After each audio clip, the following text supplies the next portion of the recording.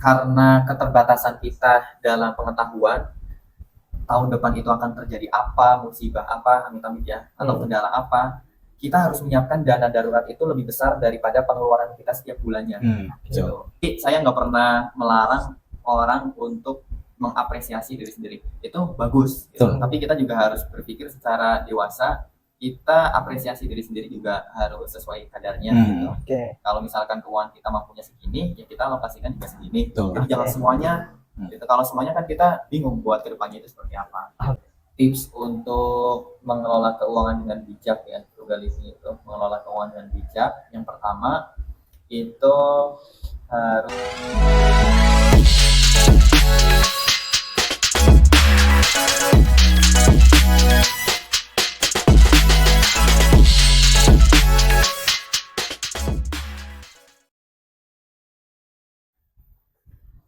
Bismillah, Assalamualaikum warahmatullahi wabarakatuh.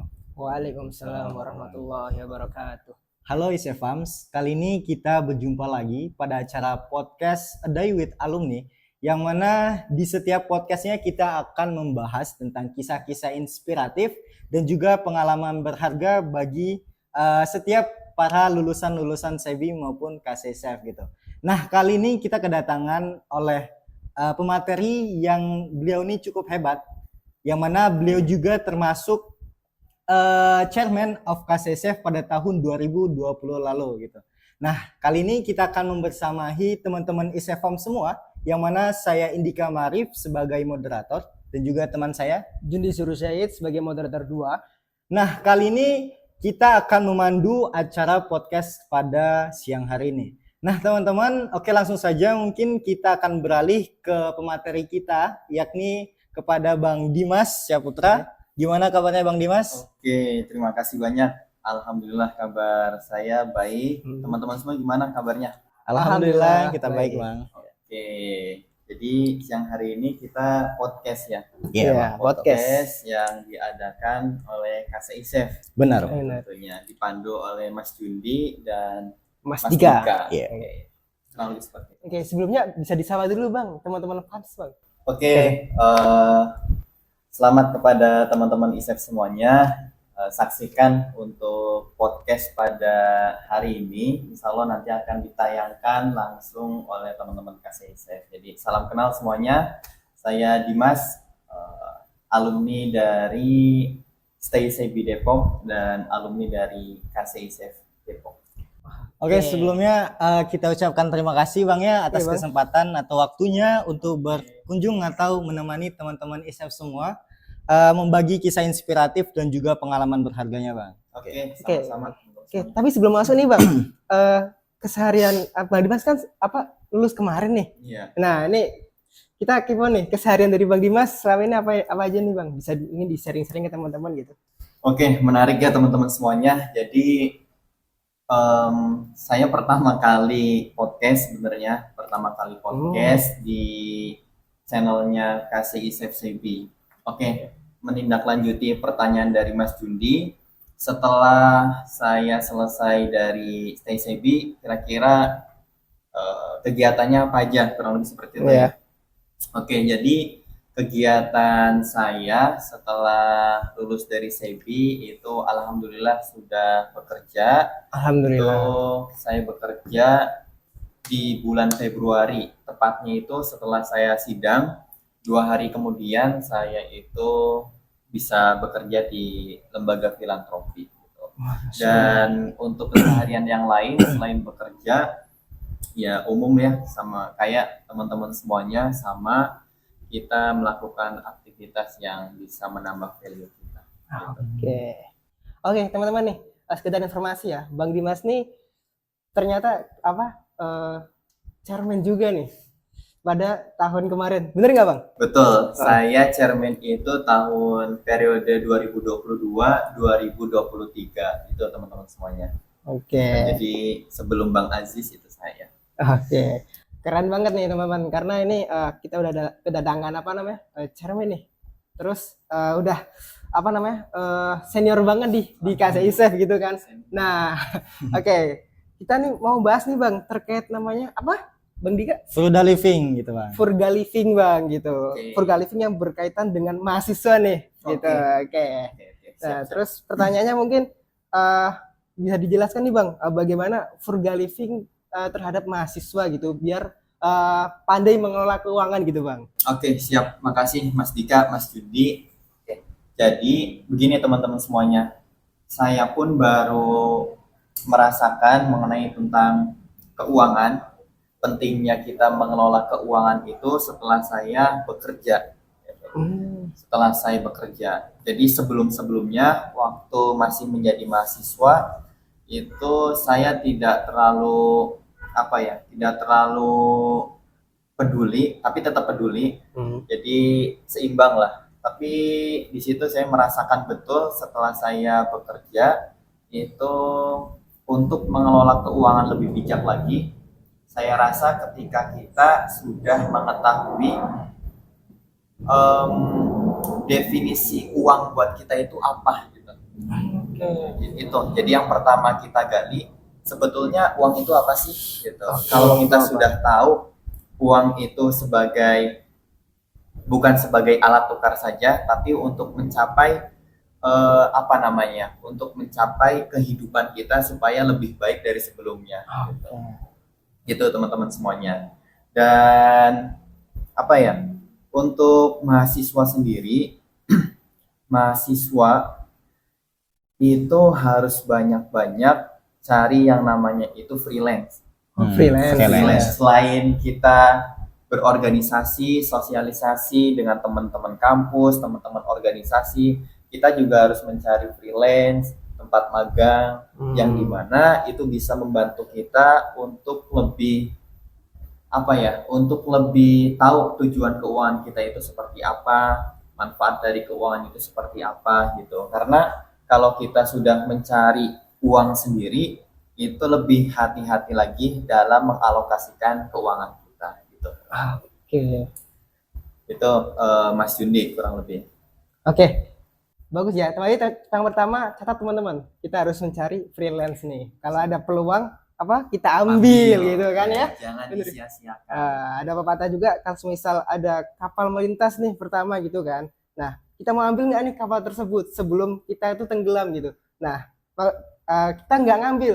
Terus datang lagi kapal kedua. Nah, kita ngambil nggak nih, masih bingung.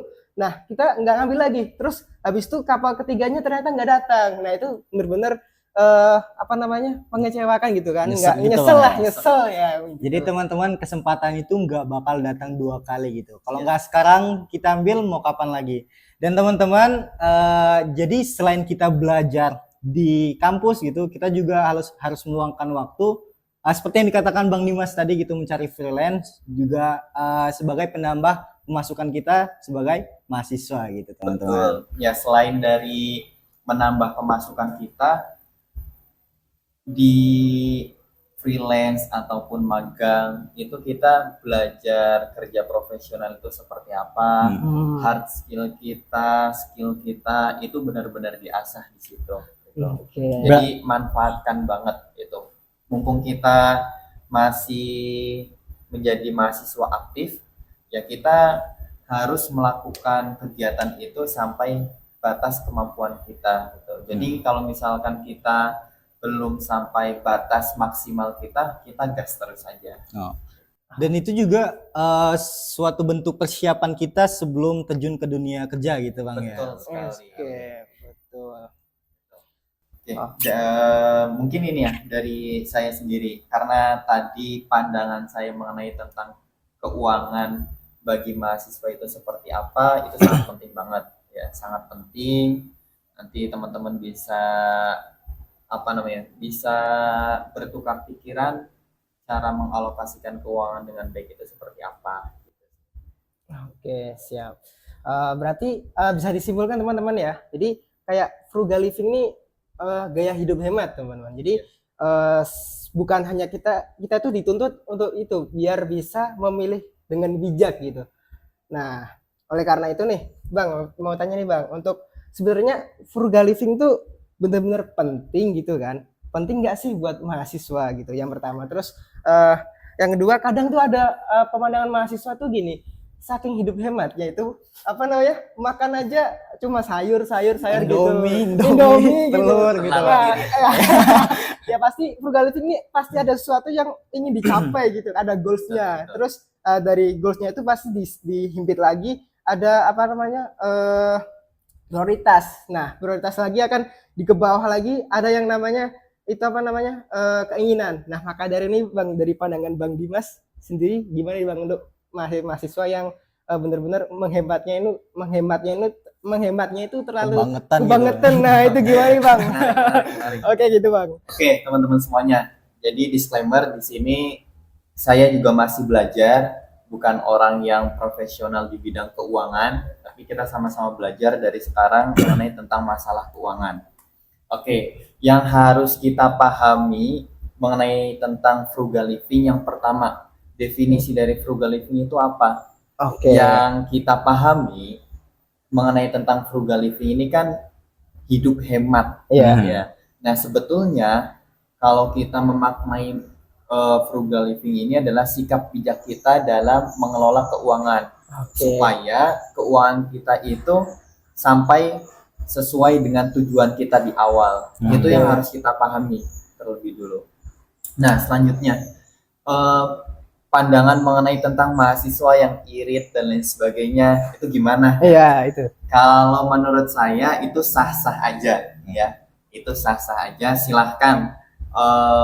Karena kita nggak tahu ekonomi seseorang itu lagi di batas apa dan sampai apa gitu. Tapi yang sudah tadi saya sampaikan di awal, karena kita tahu keterbatasan kita dalam ekonomi, dalam ya apapun itu, ya kita harus mencari tambahan kita untuk memenuhi kebutuhan kita. Oke. Gitu. Jadi tambahan dari apapun kita harus cari pemasukan selain dari pemasukan orang tua yang setiap bulannya kita kasih. Gitu. Oke. Kita kasih dari orang tua. Nah, selain itu tadi kalau mengenai tentang frugal living bagi mahasiswa sebetulnya bukan hanya di mahasiswa, tapi bisa untuk orang-orang yang sudah bekerja itu bisa diterapkan untuk masalah frugal living. Nah, yang pertama kali harus kita lakukan adalah kita harus budget setiap bulannya. Oke. Misalkan kita budget, misalkan pemasukan dari orang tua 1 juta. 1 juta itu untuk apa aja? Tentu kebutuhan kita. Yang pertama makan, kosan, dan lain-lain. Dan lain-lain itu bisa hiburan atau nongkrong gitu. Nah, itu harus kita petakan dulu, harus kita alokasikan. Misalkan dari 1 juta itu untuk biaya kos 500.000 contohnya. Biaya makan 300.000, biaya jalan-jalan, hiburan dan lain-lain 200.000. Itu kan udah 1 juta. Nah, kalau misalkan kita masih berpatokan kepada angka yang tadi, itu tidak kebutuhan kita itu hanya terbatas pada yang alokasi tadi. Tentu kan kita pengen beli sesuatu lagi. Nah, dengan beli sesuatu kita harus cari tambahan, mau nggak mau gitu. Itu. Jadi yang pertama itu alokasi dana kita, alokasi untuk apa saja, tentu kebutuhan kita, bukan keinginan kita. Kadang mahasiswa ataupun di luar dari mahasiswa umum itu FOMO, misalkan. Gengsi. Ya Bang ya. Iya, kalau teman-teman kita ada yang beli barang baru, contohnya iPhone contohnya. Kita kan kadang ngiri. Jadi pengen beli juga, pengen beli iPhone, kamera bagus dan lain sebagainya. Tapi kebutuhan kita itu sebetulnya bukan membeli barang itu, tapi kebutuhan kita misalkan membeli sesuatu yang memang benar-benar itu urgent, gitu. Sampai batas apa? Misalkan kalau saya sendiri ya, ini saya kasih contoh saya sendiri. Saya kalau mau beli sesuatu itu butuh berhari-hari. Butuh berhari-hari karena pusing. Ini memang benar-benar butuh atau memang keinginan. Gitu. Itu sampai pusing gitu. Kayak tadi malam aja saya habis beli barang sesuatu, akhirnya nggak jadi beli. Beneran. Saya mau beli sepatu. Saya mau beli sepatu, tapi karena memang sepatu ada di rumah, jadi nggak jadi beli. Gitu. Oke. Contohnya seperti itu aja sih. Jadi harus kita pahami alokasi dana kita itu kebutuhan kita sejauh mana, dan yang paling penting kita harus punya catatan keuangan. Oke. Ini Mas Jundi jurusan apa? MBS, manajemen bisnis syariah. Manajemen Iya. bisnis. Mas Sama, Dika, saya Sama. juga manajemen bisnis. entah itu manajemen ataupun apapun, kita harus mencatat keuangan kita, baik Oke. pengeluaran ataupun pemasukan. Pemasukannya. Ya. Di HP saya di note itu ada catatan pemasukan dan pengeluaran saya setiap harinya. Oke. Jadi di setiap bulan itu saya ada apa ya? Ada pencatatan ulang kembali, dimasukin ke Excel gitu supaya lebih apa ya? Lebih rapi sih gitu. Jadi kita bisa lihat tuh dari pengeluaran setiap bulannya, kita itu sebetulnya kebutuhan kita itu habis berapa Tuh. gitu. Kalau misalkan kita sudah tahu kebutuhan kita itu 2 juta contohnya sebulan, nah berarti kita harus cari tambahan lagi gitu. Jadi yang paling penting, yang nggak kalah penting, memang catatan pengeluaran dan pemasukan kita. Gitu teman-teman semuanya. Oke, menarik nih. Tetap dicatat ya. Jadi teman-teman harus rajin mencatat nih. Pengeluarannya berapa, sekian ya, kuota, main gitu ya. Iya, betul. Bener kan? Iya. Terus Dan gimana? dan harus di notes kembali teman-teman ya. Kita harus bisa membedakan yang mana kebutuhan dan juga yang mana Keinginan. Keinginan, gitu, teman-teman. Betul. jangan sampai keinginan teman-teman itu melebihi kebutuhan teman-teman. Nanti bisa pula beli iPhone tapi nggak bisa makan sebulan, kan Aduh, kacau gitu ya. kacau. Jual 10 kali lipat. Jual iPhone beli apa makan. namanya, bayaran. Iya. Apalagi judi online jangan sampai. Jangan sampai ya. gitu Atau kan ya. peminjaman online gitu, jangan sampai teman-teman ya. Oke, lanjut lagi ya nih. Lanjut lagi Lanjut, Bang. teman-teman. Nih Bang, untuk frugal living sendiri kan ada kaitannya nih untuk bidang prestasi nih Bang. Dalam Iya. mahasiswa kan pasti Arjun tuh, mungkin aku mau hemat lah. Buat misalnya buat ikut seminar gitu apa, buat Lomba. apa ya nyisihin duit gitu kan, buat prestasi. Nah, menurut Abang nih bisa jelasin untuk frugal living tapi bentuknya itu dalam prestasi nih Bang. Bagi Oke, mahasiswa menarik. gitu. Nah, ini Pertanyaan menarik menarik. nih. Oke, keterkaitan frugal living dengan prestasi. Iya. Betul. Oke, tadi apa ya? Untuk prestasi biasanya kan kita ikut seminar, ikut bootcamp, ikut perlombaan, itu kan bayar. Bayar ya. Betul. Ya. Banyakan sih. Banyakan bayar teman-teman. Banyak bayar. Baik itu anggaran dari pribadi ataupun anggaran yang sudah dialokasikan dari Organisasi, ya. ataupun kampus. Nah, yang harus kita catat itu yang pertama, karena ini buat semua orang ya. Yang pertama itu kita harus alokasikan dana darurat. Oke, dana Ya, darurat. Dana darurat itu kita proyeksikan seperti tadi. Bisa untuk apa namanya? Misalkan amit-amit ada Sakit, musibah musibah, sakit dan lain-lain. Ya, kita pakai Dana darurat tadi yang udah misalkan, dipersiapkan. Iya, misalkan tadi keterkaitan dengan prestasi yang lomba-lomba itu kan butuh dana juga. Bisa pakai dana darurat kalau misalkan dana utamanya itu nggak ada. Jadi yang paling penting kita alokasikan dana darurat kita. Nah, bentuk prestasi kita keterkaitan dengan frugal living itu, ini pandangan saya ya, pandangan saya. Iya. Kalau mahasiswa sudah apa ya, sudah misalkan biasanya kan perlombaan itu ada dana apresiasi ya, dana pembinaan. Ya, dana pembinaan. Nah, dana pembinaan itu jangan dihabiskan untuk foya-foya. Ya. Ingat teman-teman. Ingat teman-teman. Foya-foya. Jangan langsung healing teman-teman. Jangan langsung healing. Karena sekali dapat dana pembinaan langsung healing. boleh itu Boleh, hak, boleh, bener. hak semua orang gitu. Tapi karena misalkan karena kita itu suka lomba dan lain-lain, ya kita alokasikan dana pembinaan itu untuk perlombaan-perlombaan yang lain yang memang perlombaan itu tidak di cover oleh organisasi ataupun kampus gitu. Kan ada ya yang kayak gitu. Nah, itu harus pinter-pinter untuk budget.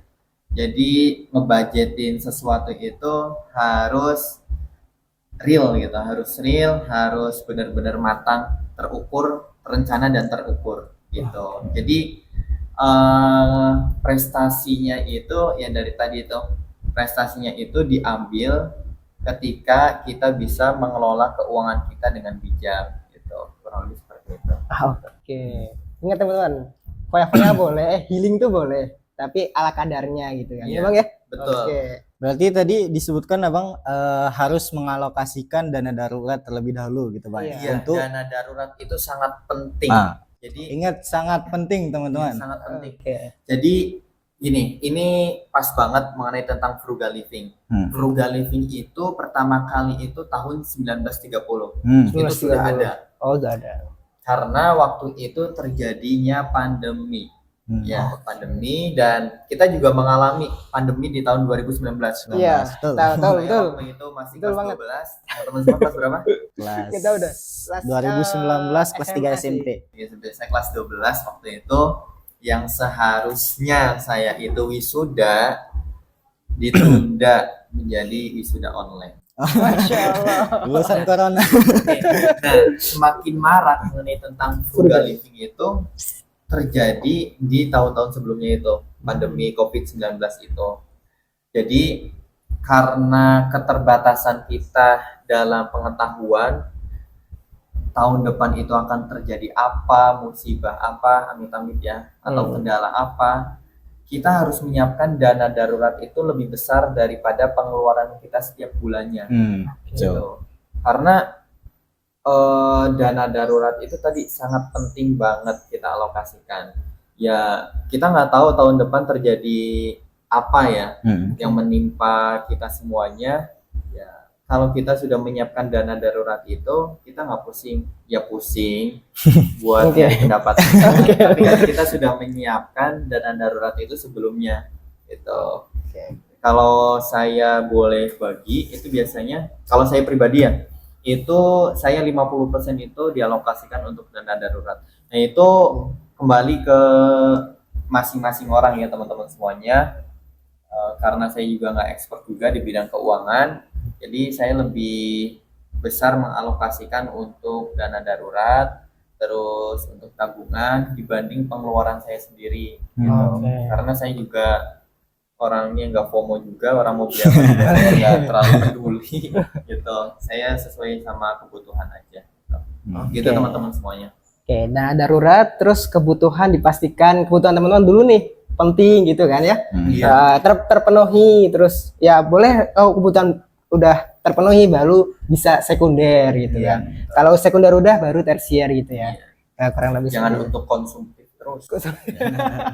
itu teman-teman dengerin. Oke. Tapi kalau Gen Z ini dilihat-lihat kita itu nggak ada kata boros Bang. Kenapa Adanya self reward Bang. Oh, Bener nggak? Berkedok self reward gitu. Oke. Oke. Saya nggak melarang teman-teman semuanya mau self reward untuk apa? Untuk kebahagiaan setelah mendapatkan achieve ya, mendapatkan sesuatu itu. Ya silahkan teman-teman bisa apresiasi gitu. Sekecil apapun, sebesar apapun, itu tergantung teman-teman semuanya gitu. Itu tergantung yang menonton gitu. Jadi saya nggak pernah melarang orang untuk mengapresiasi diri sendiri, itu bagus gitu. Tapi kita juga harus berpikir secara dewasa, kita apresiasi diri sendiri juga harus sesuai kadarnya gitu. Kalau misalkan keuangan kita mampunya segini, ya kita alokasikan juga segini. Jadi jangan semuanya gitu. Kalau semuanya kan kita bingung buat kedepannya itu seperti apa gitu. Kalau Gitu. dari Bang Dimas sendiri apa namanya self rewardnya apa nih Bang? Kalau boleh tahu nih Bang. Oke, setiap pencapaian saya, Iya, ini ya di- teman-teman sekalian, saya itu bukan orang yang suka beli sesuatu apapun itu. Orang mau beli apa juga saya nggak terlalu peduli. Oke, FOMO udah gitu. FOMO. Saya biasa apresiasi diri sendiri itu yang pertama beli buku. Masya Allah, beli buku Beli teman-teman. buku teman-teman, bukan Jadi- iPhone. Jadi setiap bulannya saya itu beli buku minimal 1 kalau nggak 2 gitu. Hmm. Itu setiap bulannya. Kalau misalkan itu sebetulnya anggaran wajib yang harus saya keluarkan untuk beli buku. Hmm. Tapi kalau untuk apresiasi yang lain itu ya paling beli jam gitu, beli baju. Udah cuma 1. Jadi setiap bulannya tuh apresiasi cuma 1 barang. Karena bingung mau beli apa, kalau mau beli semuanya juga nggak ada uangnya, juga Enak. percuma gitu. Oke. Jadi sesuai sama kebutuhan aja, belinya mau apa dan manfaatnya ini jangka panjang atau jangka pendek gitu. Kalau misalkan pemanfaatannya ini jangka panjang, ya kenapa nggak harus saya beli? Tuh. Kayak baju, Oke. kayak sepatu. Gitu. Bisa Kalau digunakan. teman-teman semuanya gimana? Dari siapa dulu nih? Dari Mas Dika. Mas Dika. Ayo, Kita ingin tahu ayo Bung Dika nih. Gimana nih? pandangan dari mahasiswa itu seperti apa? Ayo, gitu, Gen Z gimana? Ayo, jawabannya. self rewardnya. Kita ingin Ayo. sama-sama gengsi. Ayo, sama-sama Gen Nah, Z. kalau saya sendiri Bang ya, saya juga masih mahasiswa. Kebetulan saya masih semester 3 jurusan manajemen bisnis. Iya. Kalau untuk self reward sendiri, saya nggak terlalu mementingkan self reward gitu Bang. Karena sejujurnya di setiap kegiatan kita itu maksudnya tahu capek, tahu kita harus mengapresiasikan diri kita dengan adanya self reward gitu Bang. Cuman nggak tahu kenapa aku tuh nggak terlalu suka membeli barang-barang yang kayak misalnya lagi tren gitu Bang. Iya. Nah, misalnya lagi tren gitu, langsung beli, check out. Enggak, dilihat dulu keuangan aku kayak mana. Dilihat lagi, ini bulan ini pengeluaran aku segini nih misalnya. Ditambah lagi saldo di rekening tinggal segini nih. Di luar dari budget. Keluar lagi budget, apalagi barang yang pengen, misalnya ada rasa kepingin, wajar Bang ya. Iya. Ada rasa kepingin, wajar, pingin banget. Ternyata saldo atau tabungan kita itu kira-kira kalau dibelikan barang ini tuh bakal ngurangin banyak tabungan gitu misalnya Bang. Iya. Dan itu kayak bakal berdampak untuk selanjutnya. Misalnya kayak harga 100-an lebih gitu. Dan saya itu masih di awal-awal atau pertengahan bulan misalnya. Iya. Nah, kalau misalnya dibelikan itu pasti bakal mikir, nanti kedepannya makannya apa? Makan lagi. Makan lagi gitu. Lagi mahasiswa gitu Bang ya. Utama itu pasti makan dulu gitu. Walaupun terkadang mau nggak mau keinginan tuh bakal melunjak gitu Bang. Kayak Iya. keinginan pingin banget gitu walaupun rela puasa gitu. Rela puasa gitu. Tapi ya ujung-ujungnya kebeli walaupun ya nggak terlalu sering gitu Bang. Iya, iya. Kalau Mas Yundi, Kurang lebih tuh sama kayak Bung Dika gitu. Jadi saya dulu tuh nggak terlalu dibikin sama aneh Bang gitu. Jadi ya masa bodoh aja gitu Bang gitu. Jadi kalau ada kadang-kadang gitu pengen sesuatu beli gitu mau beli apa gitu. Tapi mikir dulu nih, misalnya nih kebutuhan dana kebutuhannya udah ada belum nih? Apa 1 bulan, 2 bulan ke depan gitu kan. Karena aneh sendiri udah mandiri Bang. oh, Jadi mau nggak mau ya harus ngikutin alurnya gitu Bang. Iya. Kalau nggak bisa ngikutin alurnya nggak bisa makan gitu Iya, Bang. betul, betul. Gitu. Mandiri. Nah, terus ya kebutuhan, terus kadang apa namanya dana darurat juga ada gitu kan. Terus dana main juga ada gitu. Kalau misal nggak ada, ya jangan nggak usah gitu. Kalau misal ada ya paling maksimal buat self reward tuh apa ya nonton film aja, nonton film Iya, aja kadang nonton. di mana? Di warkop. Nah, mau modal berapa Bang? 5.000. Download dulu. Download dulu. Downloadnya tuh Download langsung 5 gitu Bang. Jadi nggak usah apa di sana cuma download aja Bang. Beli kopi, download beberapa gitu. Ditonton Nontonnya bareng di kos. itu ya di asrama gitu kan kita berdua di asrama nih. Jadi bareng gitu nonton apa ngumpul bareng jadi seru itu serasa tadi tuh lelah jadi langsung bahagia gitu. Iya. Nah itu sesimpel itu aja sih teman-teman kalau aneh gitu. Iya. Ya walaupun ada mungkin jalan-jalan tapi itu jarang banget sih. Itu aja Bang kalau dari aneh Bang. Memang kalau masih jadi mahasiswa ataupun yang udah lulus baru lulus emang diajarkan untuk hidup prihatin ya. Bukan melas ya, bukan melas, tapi prihatin. Prihatin Oke. itu lebih ke ya tadi kita lebih membeli sesuatu itu sesuai dengan kebutuhan aja. Gitu. Jadi bukan melas ya. Siap. Fakta teman-teman. Itulah mahasiswa teman-teman. Oke, selanjutnya nih Bang. Peran selanjutnya bagaimana nih Bang untuk peranan kampus nih Bang dalam dalam mengatasi mahasiswa yang frugal living nih gitu. Buat memadai peranan kampus itu. Dari kampusnya sendiri misalnya mungkin ngadain apa nih diskon ataupun kegiatan-kegiatan apa yang mungkin bisa membuat mahasiswa tuh kayak dapat datang acara nih terus dapat makan. Nah, itu mungkin dari kampus sendiri nih Bang. Oh, Peranan kampus itu kegiatan. gimana nih Bang? Bagaimana? Oke. Untuk mendukung para mahasiswa nih. Menurut pandangan abang Menurut gitu. pandangan Oke, dari Bang ini Dimas. menurut pandangan saya Iya. ya, menurut pandangan aku, peran kampus mengenai tentang frugal living ini, di sini kan biasanya banyak kegiatan seminar-seminar kayak gitu ya. Iya. Seminar, terus puasa. Senin Senin, Kamis Kamis, Ini kan kampus. biasa ada ya ada makanannya gitu. Itu salah satu bentuk, apalagi yang menggerakkan itu para stakeholder organisasi gitu. Itu kan menjadi menjadi lebih irit lagi gitu ya, walaupun itu sebetulnya membantu mahasiswa ya, bukan mengirit, membantu mahasiswa supaya malamnya tuh nggak makan lagi. Biasanya kan acara Senin Kamis kan, jadi di Sebi itu ada kegiatan puasa Senin Kamis ya. Itu kan biasa dikasih ya makanan gitu. Itu kan supaya malamnya itu nggak makan lagi. Oke. Tapi biasanya di kos itu kan suka lapar. Pilih lagi. Gitu. Jadi itu salah satu yang saya tahu itu salah satu bentuk peranan kampus terhadap mahasiswanya gitu. Ya walaupun banyak ya di luar itu, di luar dari peranan kampus mengenai tentang frugal living ini untuk mahasiswanya. Mahasiswa kan bisa bisa cari kegiatan-kegiatan yang lain gitu. Sebenarnya bukan mahasiswa aja, kita yang memang baru selesai pun kadang mencari kegiatan yang memang ada makanannya dan lain-lain gitu. Itu kan membantu kita supaya lebih hemat lagi untuk mengeluarkan biaya makan kita. Oke. Gitu. Jadi kalau ngadain acara perbanyak kasih makan. Dina saya Jadi perbanyak ya, entah itu snack, biasanya kan dari organisasi juga ngadain kegiatan ngasih snack gitu. Iya sih. Gitu sih kalau dari saya pribadi. sangat berharga banget untuk kita mahasiswa ya. Mengirit pengeluaran untuk makan malam gitu Bang. Iya betul.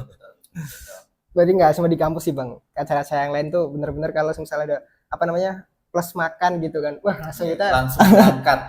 gas, Daya apalagi tarik tersendiri gratis gitu ya kan. Walaupun agak jauh lumayan lah, bisa lah. Gas terus Muhammad. Gas terus gitu. Apalagi Maulid Nabi tuh. Acara Maulid Nabi. Biasa. Wow, banyak makan gak sih? Langsung bawa besek. Nah, gitu. Itu salah satu bentuk penghematan kita sebagai mahasiswa. Jadi harus ke sana ke sini gitu. Mencari peluang terus. Peluang supaya kita nggak lapar. Terus. Oke, udah berapa menit nih kira-kira begini? Nggak tahu ya, 30 menit lah kurang lebih. Nah, nih mungkin terakhir nih Bang. Pertanyaan tips and tricks nih Bang buat mahasiswa nih yang terkait frugal living nih. Tips and tricks dari Bang Dimas sendiri buat mahasiswa. Oke, bukan dari saya ya, mungkin teman-teman semuanya yang nonton ataupun yang mahasiswa yang masih mahasiswa juga sudah nggak asing sebetulnya. Oke. Tips untuk mengelola keuangan dengan bijak ya, frugal living itu mengelola keuangan dengan bijak. Yang pertama itu harus punya budgeting pengeluaran kita. Oke, itu yang pertama. Budgeting pengeluaran kita setiap bulannya itu berapa. Yang kedua, pengeluaran dan pemasukan kita itu harus dicatat. Ya, jangan sampai pengeluaran kita per hari ini tuh udah berapa ya. Jangan sampai kita nggak tahu per hari ini aja udah ngeluarin berapa uangnya gitu. Nah, nanti kalau sudah 1 bulan, di akhir bulan, yang bebas teman-teman semuanya, itu silahkan kalian kita pelajari kira-kira pengeluaran yang besar itu di apa gitu. Misalkan makanan, ataupun kos, ataupun jalan-jalan, kita harus tahu gitu. Jadi kalau misalkan kita sudah tahu pengeluaran kita berapa, kita untuk mencapai ke tujuan keuangan kita itu kita sudah paham gitu. Jangan sampai kita sudah merencanakan alokasi budget kita, pencatatan pengeluaran kita, ya kita harus tahu tujuan keuangan kita itu untuk apa. Oke. Contohnya, tujuan keuangan kita itu untuk mencapai dana pensiun. Contoh, Contoh. dana pensiun. Nah, untuk mencapai dana pensiun itu nggak mungkin kita pendapatan kita hanya dari satu pintu, kan harus banyak pintu ya. gitu untuk mencapai target dana pensiun gitu. Misalkan pensiun dini, kita pensiun di umur 45 ataupun 50, kita tergantung teman-teman semuanya. Dan untuk mencapai tujuan itu ya kita harus mau membuka peluang kita di banyak pintu itu untuk mencapai tujuan keuangan kita. Dan yang terakhir itu harus selain kita diajarkan untuk berorganisasi, biasanya kan organisasi juga semuanya itu sibuk ya, pasti ada aja waktu luang. Nah, waktu luang itu kalau saran saya itu digunakan untuk mengasah hard skill kita. Entah itu teman-teman magang, freelance, ataupun yang ngajar ya, yang biasa ngajar, itu silahkan teman-teman kembangkan itu sebagai salah satu pemasukan kita dalam biaya kehidupan kita gitu. Itu aja sih kalau saran saya, 3 poin itu yang harus kita terapkan. Yang pertama, budgeting pengeluaran kita. Yang kedua, pencatatan alokasi pengeluaran dan pemasukan. Kita catat dulu ya. Yang ketiga, tujuan keuangan kita itu untuk apa. Jangan sampai kita bekerja dapat uang nggak punya tujuan keuangan kita, itu harus kita cari. Dan yang terakhir tadi apa yang terakhir? Apa tadi? Yang terakhir apa tadi? belum baru dua. Oh ya, yang terakhir itu kita harus mengasah hard skill dan dengan cara tadi kita harus berorganisasi untuk mengasah skill kita, ya untuk biaya tambahan hidup kita harus ngajar, freelance, magang dan sebagainya. Gitu sih untuk bukan tips dari saya, itu memang sudah umum. Jadi mari kita sama-sama benahi keuangan kita supaya kita lebih bijak lagi dalam dalam mengelola keuangan kita gitu, teman-teman. Oke. Kita tadi kan ada beberapa pintu-pintu nih. Mungkin dari Abang nih, mungkin setelah podcast kali ini bisa sharing-sharing, semisal kalau ada freelance gitu ya Bang ya. Bisa sharing-sharing ke kita nih Bang, karena mahasiswa perlu freelance. Teman-teman, jadi kalau misalkan kita mau freelance itu banyak, apalagi ngajar ya, itu banyak banget ya. Salah satunya tadi kita harus mau bersosialisasi gitu, apalagi magang, banyak tempat magang itu gitu. Nanti kalian cari aja di web tertentu. Gitu. Udah ketemu belum? Apa? Udah ketemu belum freelance? Belum. Ngajar. Iya sih. Ngajar. Gitu teman-teman, beberapa tips dari Bang Dimas gitu ya. Yang pertama tadi mengatur keuangan gitu, mengatur pengeluaran. Yang kedua itu kita bisa mengalokasikan pemasukan dan juga pengeluaran kita. Kita harus bisa mementingkan gitu yang mana kebutuhan kita daripada keinginan kita. Lalu yang ketiga, kita bisa memaksimalkan keluangan waktu kita misalnya nggak kuliah ini, kita bisa meluangkan dengan cara freelance, bisa juga dengan cara mengajar ngaji dan juga organisasi dan sebagainya gitu.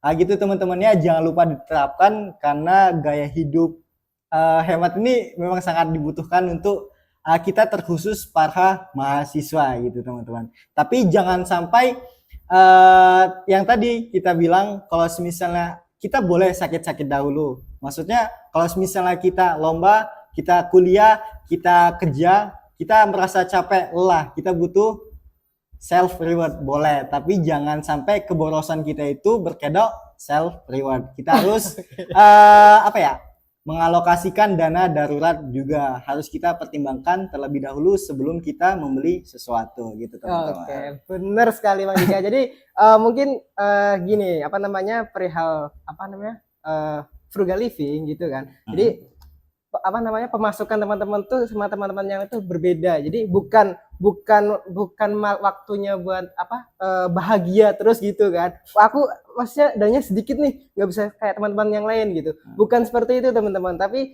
bagaimana kita benar-benar memilih lah dengan bijak bagaimana kita hidup, karena kita kan kadang merantau gitu kan ya.